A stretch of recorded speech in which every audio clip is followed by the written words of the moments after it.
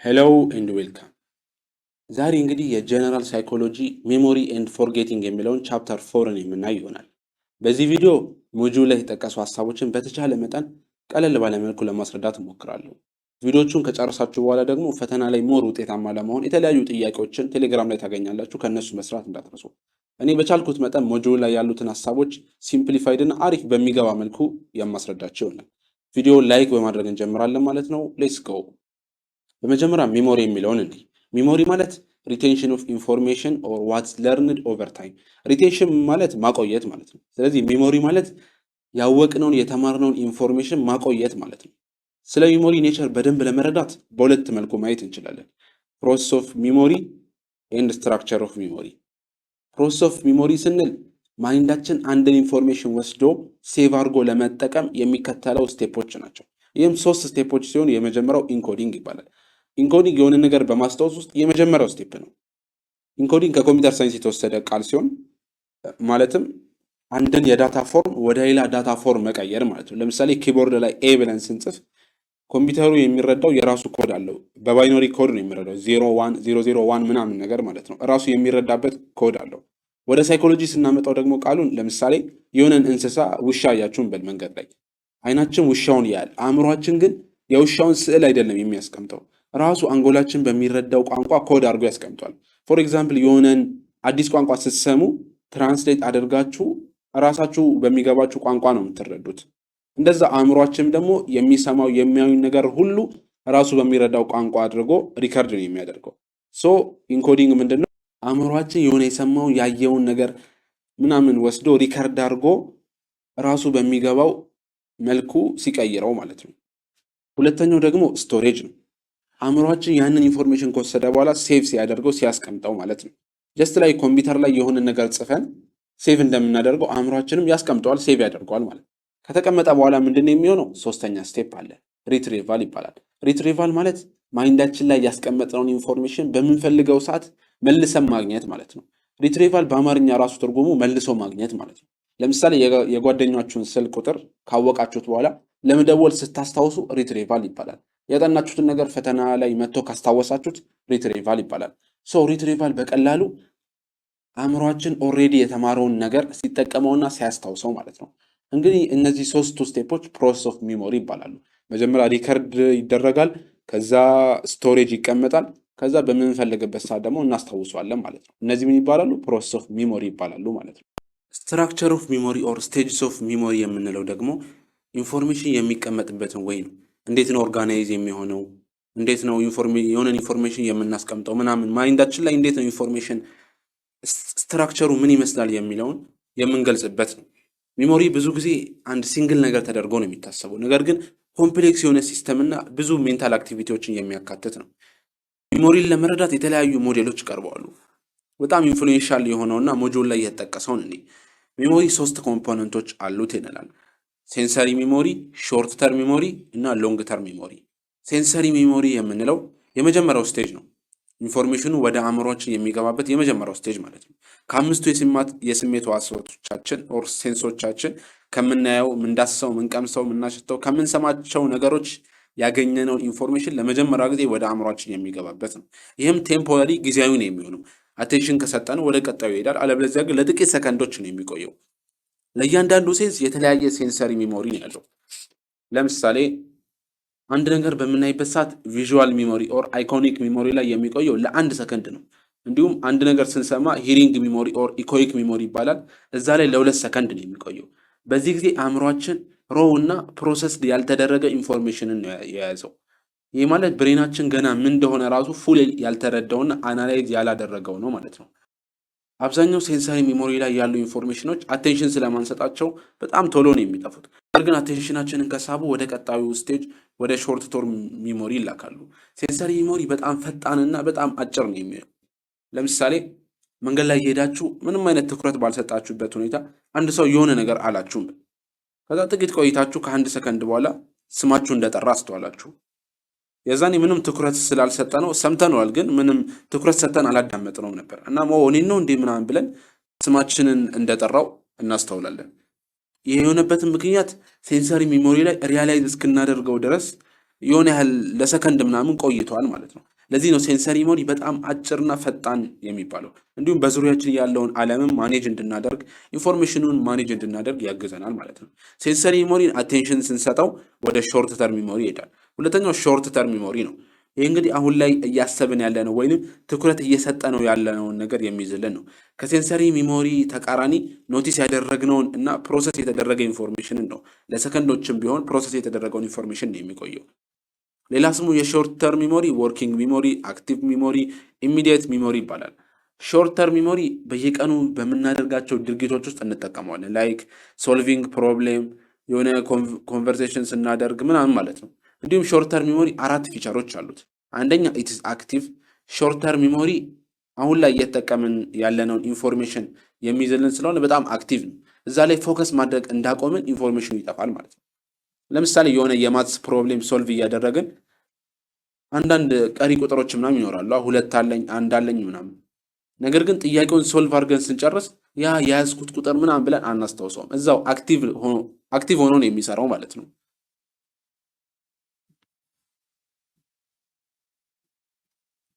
ሌላው ፊቸር ደግሞ ሾርት ተርም ሜሞሪ ፋስት ነው፣ ራፒድ አክሰሳቢሊቲ አለው ማለት ነው። ቶሎ ለማስታወስ ቀላለው ማለት ነው። እንዲሁም ኢንፎርሜሽናችንን በሲኩዌንስ በቅደም ተከተል ነው የሚይዘው። ማለትም አንድ ክስተት የተከሰተበት ኦርደር አለ፣ በዛ ኦርደር መሰረት እንድናስታውስ ይረዳናል። ለምሳሌ ስልክ ቁጥር በምንይዝበት ሰዓት ኦርደሩን ጠብቀን ከዚህ ቁጥር ቀጥሎ ይሄ ይመጣል ምናምን የሚለውን ሾርት ተርም ሜሞሪ ላይ እንድንይዝ ያግዘናል ማለት ነው። ሌላው ፊቸር ደግሞ ሊሚትድ ካፓሲቲ ነው። ብዙ ኢንፎርሜሽኖች በአንድ ጊዜ ሾርት ሜሞሪ ላይ መያዝ አንችልም። የተገደበ ችሎታን ያለው ማለት ነው። ፌመስ ሳይኮሎጂስቱ ጆርጅ ሚለር አብዛኛው ሰው 7 ፒስ ኦፍ ኢንፎርሜሽን ነው ማስታወስ የሚችለው ይላል። ለምሳሌ በሊስት ብትወስዱት የሆኑ 7 ሊስቶች ቢኖሩ ሾርት ተርም ሜሞሪ ላይ አቬሬጅ 7 ነው መቀመጥ የሚችለው ይለናል። +2 ኦር -2 አለበት ከ5 እስከ 9 ማለት ነው። አቬሬጁ ግን 7 ነው። ይሄ ማጂካል ነምበር 7 በመባል ይጠራል። ይህንን መያዝ የሚችለው ካፓሲቲ ነው ማለት ነው። ገደቡን የተሻለ ኦር ኢፌክቲቭ ለማድረግ ደግሞ ቻንኪንግ የሚለውን ሜትድ እንጠቀማለን። የኢንፎርሜሽን ግሩፖችን ላርጀር ወደሆነ ቻንክስ ግሩፕ እንደማድረግ ማለት ነው። ቻንኪንግ በአማርኛ ትራንስሌሽኑ መክተፍ ማለት ነው። ይህን ለመረዳት እስኪ አንድ ምሳሌ እንይ። እስኪ ለምሳሌ ይህንን ቁጥር ለማስታወስ ሞክሩ። 12 ዲጂት ቁጥር እንደሆነ አድርገን ከማስታወስ ይልቅ ሌላ ሜትር እንጠቀማለን። እሱን ወደ 3 ግሩፕ ከፍለን ለማስታወስ መሞከር ማለት ነው። ይሄ ቻንኪንግ ይባላል። ይህም ሊሚትድ ካፓሲቲ ስላለው ሾርት ተርም ሜሞሪ እዛ ላይ በጣም ሄልፕፉል ይሆንልናል ማለት ነው። ሾርት ተርም ሜሞሪ ኢንፎርሜሽንን 30 ሰከንድ አካባቢ ነው የሚይዘው። ነገር ግን ሪኸርሳል ካደረግን ከደጋገምን ምናምን ሜሞሪያችንን ረዘም ያለ ጊዜ እንዲቆይልን ያግዘናል ማለት ነው። ካልደጋገምነው ሪኸርስ ካላደረግን ምናምን ግን ቶሎ የሚጠፋ ነው ማለት ነው። ሶስተኛ ሎንግ ተርም ሜሞሪ ነው። ሎንግ ተርም ሜሞሪ ለረጅም ጊዜ ኢንፎርሜሽን የምናስቀምጥበት ነው። ለቀናት፣ ለወር፣ ለዓመታት ህይወታችንን በሙሉ ራሱ ሊሆን ይችላል። እንደ ሾርት ተርም ሜሞሪ ሎንግ ተርም ሜሞሪም ገደብ አለው። የተገደበ 7 ነው የሚይዘው ምናምን የሚባል ነገር የለውም። ኢንፊኒት ነው ማለት እንችላለን። በሎንግ ተርም ሜሞሪ ምክንያት ነው ሰዎችን ሪኮግናይዝ የምናደርገው፣ ልጅነታችን የምናስታውሰው፣ ቋንቋ የምንማረው፣ ዓለማችን እንዴት ነው የሚሰራው የሚለውን የምናውቀው፣ የምንረዳው ምናምን ማለት ነው። ብዙ ነገራቶችን ለማወቅ ለመማር ሎንግ ተርም ሜሞሪ ነው የምንጠቀመው። ሎንግ ተርም ሜሞሪ በሁለት ዋና ዋና ብራንቾች ይከፈላል። ዲክላሬቲቭ ኦር ኤክስፕሊሲት ሜሞሪ እና ነን ዲክላሬቲቭ ኢምፕሊሲት ሜሞሪ ይባላል።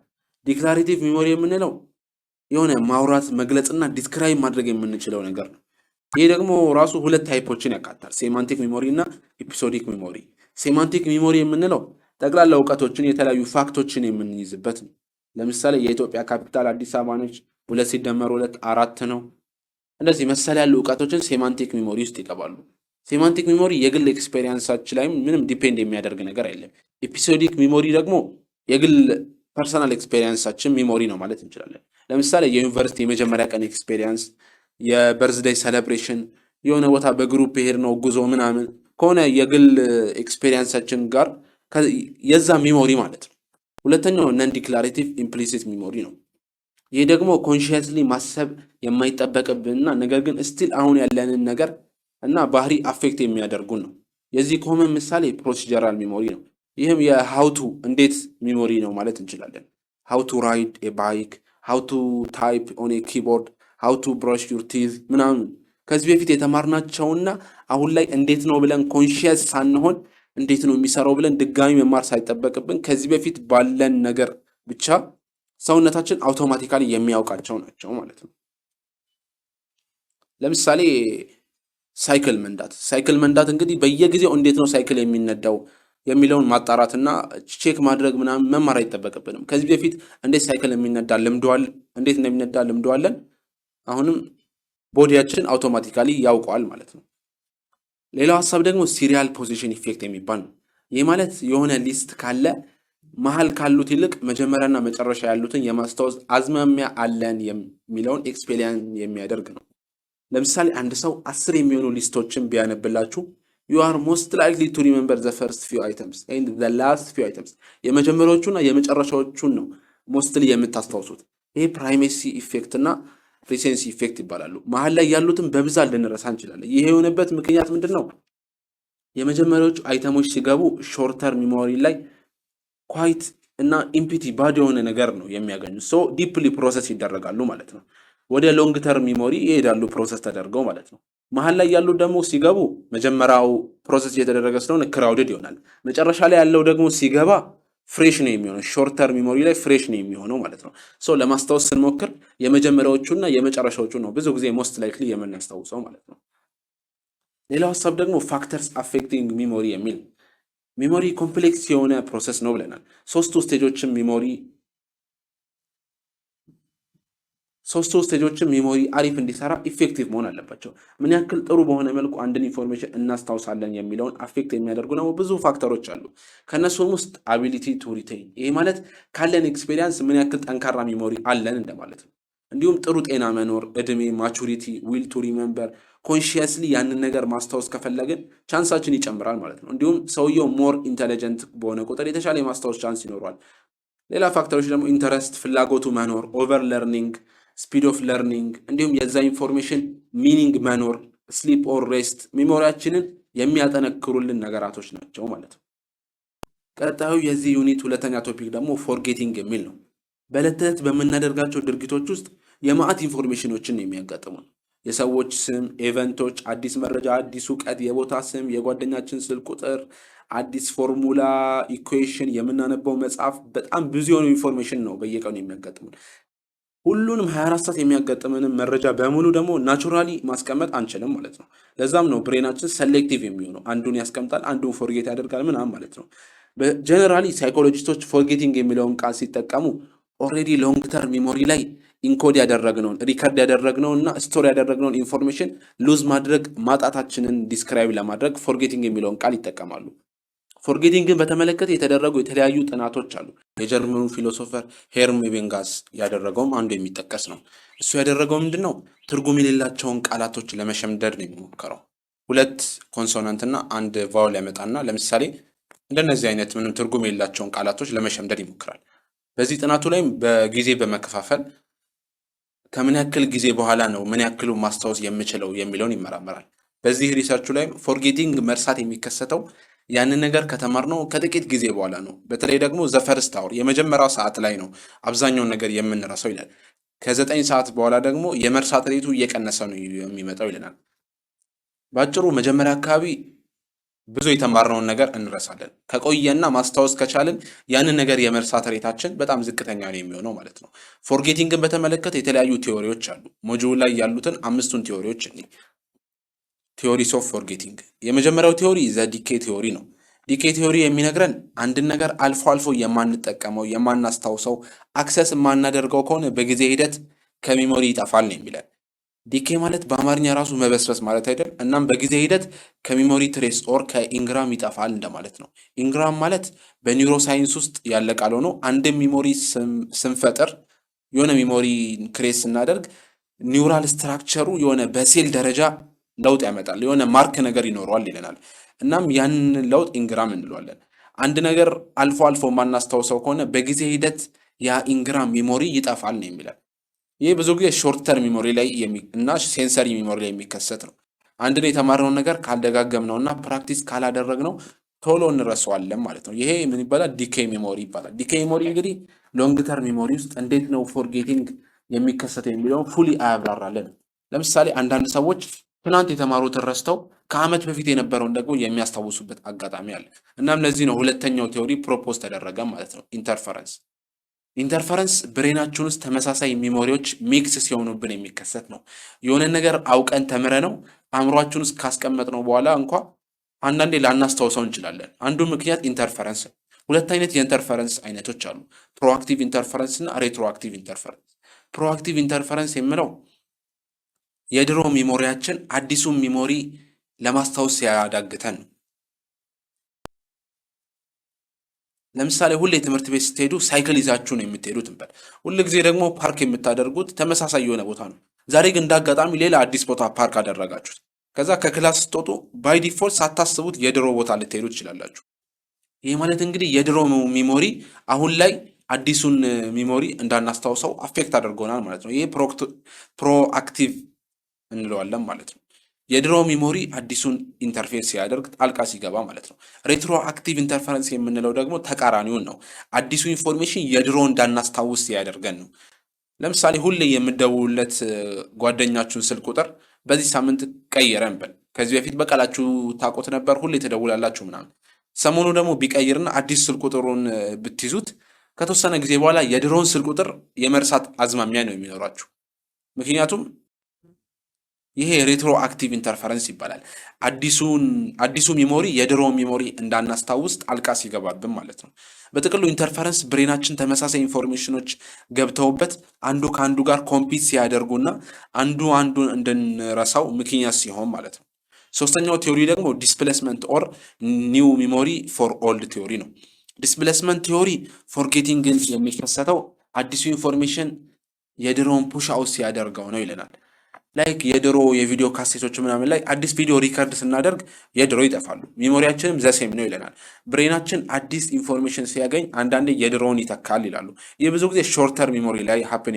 ሾርተር ሚሞሪ ፓርት 1 ላይ 7 ፕላስ ኦር ማይነስ 2 የሚሆኑ ፒስ ኦፍ ኢንፎርሜሽን ነው የሚይዘው ብለን ነው። የተገደበ ኢንፎርሜሽን ነው የሚይዘው። ቱ ማች የሆነ ብዙ አዲስ ኢንፎርሜሽን ሲገባ የድሮዎቹ ይረሳሉ ማለት ነው። ለምሳሌ አንድ ሰው ስልክ ቁጥር እየነገራችሁ እዛው ጋር በቃ ይህን ታውትና አዲሱን ልንገራችሁ ቢል ቀደም ብሎ የነገረንን ከደቂቃዎች ወር ከሰከንዶች በፊት ቀድሞ የነገረን ስልክ ቁጥር እንረሳዋለን፣ አዲሱን እንይዘዋለን ማለት ነው። ይሄ ዲስፕሌስመንት ቲዮሪ ይባላል ማለት ነው። ይሄ ዲስፕሌስመንት ቲዮሪ ለሎንግ ተርም ሚሞሪ አፕላይ አያደርግም። ምክንያቱም ሎንግ ተርም ሚሞሪ በጣም ብዙ የሆኑ ኢንፎርሜሽኖችን መያዝ የሚችልና ገደብ የሌለው ነው ማለት ነው። አራተኛው ቲዮሪ ሞቲቬትድ ፎርጌቲንግ ነው። ከቃሉ እንደምንረዳው አንድ ነገር ሆን ብለን ስንረሳው ነው። ብዙ ጊዜ ይሄ የሚከሰተው በጣም የሚያበሳጭ ፔንፉል የሆነ ትራውማቲክ የሆነ ማስታወስ እንኳን ማንፈልገውን ሚሞሪ ፑሽ አዌይ ሲያደርግልን ነው ማይንዳችን። ይህ ሀሳብ በመጀመሪያ በሲግመንድ ፍሮይድ የቀረበ ነበር። በሱ እምነትም ሰዎች ብዙ ጊዜ ሪፕሬሽንን ይጠቀማሉ እንደ ዲፌንስ መካኒዝም ይለናል። ሪፕሬሽን ማለት ማይንዳችን የሆነ ፔንፉል ሚሞሪዎችን አንኮንሽየስ ማይንዱ ሲደብቅልን ነው። ማስታወስ የማንፈልገውን ነገር አንኮንሽየስ ፓርት ጋር ሲደበቅልን ማለት ነው። ዛሬ ላይ ያሉ ሳይኮሎጂስቶችንም ሞቲቬትድ ፎርጌቲንግ ሀሳቡን ሰፋ አድርገው ሪፕሬሽንን ብቻ ሳይሆን የተለያዩ ኢቨንቶችን ለምሳሌ ስለ አንድ ሰፋ አድርገው ሪፕሬሽንን ብቻ ሳይሆን የተለያዩ ኢቨን ስለ አንድ ነገር ማሰብ በመተው ራሳችንን ከዛ ነገር ዲስትራክት ማድረግ እና ያንን ነገር እንዳናስታውስ መፈለግንም ጭምር አካተው ሰፋ አድርገው ያቀርቡታል ማለት ነው። ሞቲቬትድ ፎርጌቲንግ። አምስተኛ ቲዮሪ ኪው ዲፐንደንት ፎርጌቲንግ ነው። ይህ የሚከሰተው አንድ ነገር ትክክለኛውን ክሉ ስለሌለን ማስታወስ ሳንችል ስንቀር ነው። ኪው ማለት ፍንጭ ማለት ነው በአማርኛ ትራንስሌሽኑ። ያንን ነገር በምንማርበት ሰዓት ከሆነ ነገር ጋር አያይዘ ነው ከሆነ ፍንጭ ጋር አያይዘ ነው ነበር ማለት ነው። አሁን ላይ ያንን ክሉ ካጣ ነው ልንረሳው እንችላለን ማለት ነው። ይሄ ብዙ ጊዜ ሎንግ ተርም ሚሞሪ ላይ የሚከሰት ነው። ለምሳሌ አንድን ኤክስፔሪንስ መጀመሪያ ያንን ነገር ሀፕን ባደረገበት ቦታ ላይ ስንሆን ወይ ደግሞ እዛ ሙድ ውስጥ ስንገባ ያንን ነገር ሞር ለማስታወስ ቻንስ አለን ማለት ነው። ብዙ ነገራቶች እንደ ክሉ ሊያገለግሉ ይችላሉ። ስሜታችን፣ ኢሞሽናችን ምናምን እንደ ክሉ ሊያገለግል ይችላል። የሆነ ሙዚቃም እየሰማን አንድን ነገር ኤክስፔሪንስ ካደረግን መልሰን ያንን ሙዚክ ስንሰማው ሞር ልናስታውሰው እንችላለን ማለት ነው። እንዲሁም የሆነ ቦታ ላይ ከጓደኞቻችን ምናምን ጋር ሄደን የሆነ ኤክስፔሪንስ ሜሞሪ ከፈጠረን በድጋሚ እዛ ቦታ ላይ ስናልፍ ያንን ነገር የማስታወስ አዝማሚያ አለን ማለት ነው። አምስቱ ቲዮሪዎች ፎርጌቲንግ ላይ ያሉ አምስቱ ቲዮሪዎች ይህንን ይመስላሉ ማለት ነው። ሌላው የዚህ ዩኒት የመጨረሻ ሀሳብ ደግሞ ኢምፕሩቪንግ ሚሞሪ የሚል ነው። ከጊዜ ወደ ጊዜ እንግዲህ ሁላችንም ሰውነና የተለያዩ ነገሮችን እንረሳለን። ፎርጌቲንግ በብዙ ምክንያቶች ይከሰታል። ትኩረት አለመስጠት ሊሆን ይችላል፣ ዲስትራክሽን ምናምን ብዙ መንገዶች አሉት። ወደፊት እንግዲህ የበለጠ ሚሞሪያችን እንዲሻሻል የሚያገዙ ድራጎች ምናምን ሞር ቴክኖሎጂዎች ሊፈጠሩ ይችላሉ። አሁን ላይ ግን ቤስት ማድረግ የምንችለው ስትራቴጂዎችን መጠቀም ነው። እስኪ አንዳንድ ስትራቴጂዎችን ደግሞ የመጀመሪያው ፔይንግ አቴንሽን ነው። አንዳንድ ነገር የምንረሳበት ምክንያት ራሱ ትኩረት አለመስጠት ነው። ትኩረት የሰጠነውን ነገር እንግዲህ የበለጠ የመያዝ ችሎታ አለን ማለት ነው። እንዲሁም በምንማርበት ሰዓት የተለያዩ መንገዶችን መጠቀም፣ ለምሳሌ የሚነበብ ነገር ከሆነ ማንበብ፣ መሳል፣ አክት ማድረግ፣ የሆነ የሚታይ ቪዥዋላይዝ ማድረግ ምናምን ሞር መንገዶችን መጠቀም ሞር ሚሞሪያችንን ጠንካራ እንዲሆን ወይ ደግሞ ያንን ነገር እንድናስታውሰው ያግዘናል ማለት ነው። ሌላው ኢንፎርሜሽኑን ደግሞ ሚኒንግ ያለው ማድረግ ነው። ትርጉም አልባ የሆነን ኢንፎርሜሽን መያዝ አስቸጋሪ ነው የሚሆነው። ለምሳሌ በቻይንኛ የሆኑ ቃላቶችን ሰጥቻችሁ ያንን ነገር ያዙ ብላችሁ በጣም አስቸጋሪ ነው የሚሆነው። በአማርኛ ባደርገው ግን ትርጉም ስላለው ትርጉሙን ስለምታውቁት ኦር በእንግሊዝኛ ባደርገው የተሻለ የማስታወስ ችሎታ አላችሁ ማለት ነው። ሌላው ደግሞ ቴኪንግ ዩር ታይም ነው፣ ጊዜ መውሰድ። እንግዲህ ሁሉም ነገር በአንዴ አለመማር፣ መተኛት፣ እረፍት መውሰድም ብሬኮች ምናምን አሪፍ መንገዶች ናቸው። እንዲሁም ኦቨር ለርን ጨርሻለሁ አውቄዋለሁ ምናምን ብሎ ማስቀመጥ ሳይሆን መከለስ፣ መደጋገም ጠንካራ እንዲሆን ያደርጓል። በስተመጨረሻም ቴስቲንግ ዩርሰልፍ ምን ያክል ተረተናል የሚለውን መፈተሽ እንዲሁ አሪፍ ስትራቴጂ ከምንላቸው ውስጥ ናቸው ማለት ነው። በዚህ ቻፕተር እንግዲህ ሜሞሪ እና ፎርጌቲንግን በተመለከተ በደንብ አይተናል ማለት ነው። ስለዚህ ቀደም ብሎ እንደተናገርኩት ጥያቄ ጋይስ በደንብ አድርጋችሁ ጥያቄዎችን ስሩ። የተለያዩ የዩኒቨርሲቲ ጥያቄዎችን ቴሌግራም ቻናል ላይ ታገኛላችሁ። የቻላችሁትን ያክል ጥያቄ ስሩ። እኔ በጣም በጥያቄ አምናለሁ። ከፈተና በፊት በቃ ሞር ፕራክቲስ ማድረግ ሞር ጥያቄዎችን ፕራክቲስ ማድረግ ፈተና ላይ በጣም ውጤታማ የሚያደርግ ነገር ነው። በዚህ ቪዲዮ ኮመን እና ቤዚክ የሆኑትን አስረድቻችኋለሁ ማለት ነው። የዚህ የቻፕተር 4 ከእናንተ አሁን የሚጠበቀው ክለሳ ማድረግ እና ጥያቄዎችን በደንብ መስራት ነው ማለት ነው። የዛሬው ቪዲዮ እንግዲህ ይህንን ይመስላል ማለት ነው። ቪዲዮን ከተመቻችሁ ላይክ፣ ሼር፣ ሰብስክራይብ ማድረግ እንዳትረሱ። ኮኔክት ዊዝ ሚ ኦን ኦል ማይ ሶሻል ሚዲያ። መልካም የጥናት ጊዜ ኤንድ ሲ ዩ ኔክስት ታይም።